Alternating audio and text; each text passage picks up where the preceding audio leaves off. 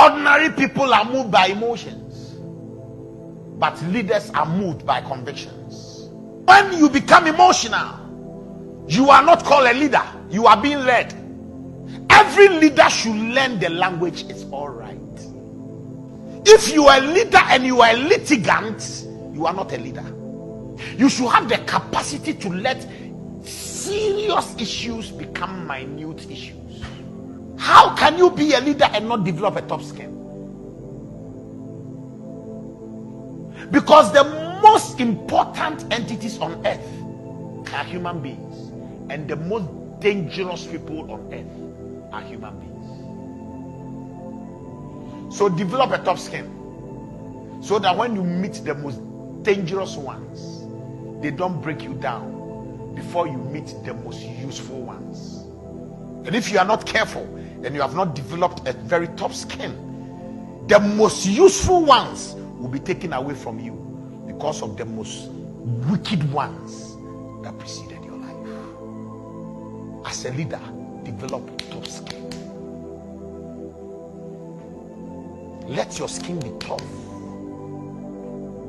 Things you see, behave like you haven't seen. Things you know, behave like you don't know. And so what?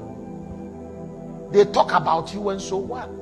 Visiting the issue shall not undo the issue. What they have said shall never be unsaid. What they have done shall never be undone. It is done already. So develop a tough skin and embrace it. As a leader and as a pastor, make sure you don't make reckless statements like, oh, you can leave the church if you want to leave it. I don't care if everybody leaves me.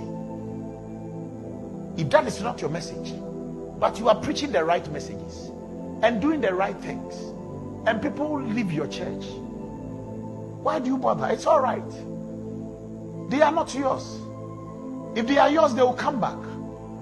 There are more out there than there are in there. If anybody leaves your church and your church collapses, it means you were never the founder of the church. They were the founders. If anybody leaves your life and you go insane, a man promises to marry you and he doesn't marry you, and then you lose your mind, it means that you were not born for yourself, you were born for a man. Master loneliness. Because this highways to greatness is full of loneliness.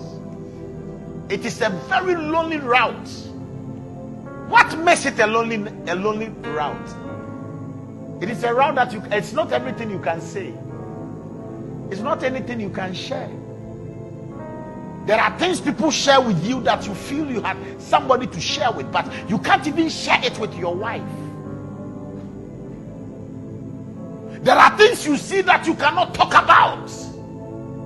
And there are times you stand and you feel that you are carrying so much that you wish there was someone to share it with, and then you remind yourself that there is someone in you, and the person is called Christ, and the Christ in you, the hope of glory.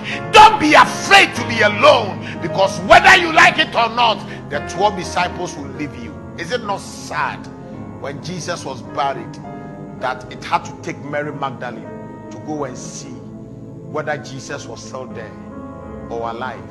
And when she came and told the disciples that he was alive, Thomas of all the people said it is not possible for him to be alive. The man is dead. Thomas said the man is dead. Every one of you, as you prepare to rise into a place of leadership and to a place of authority, understand that loneliness is part of the rules of engagement.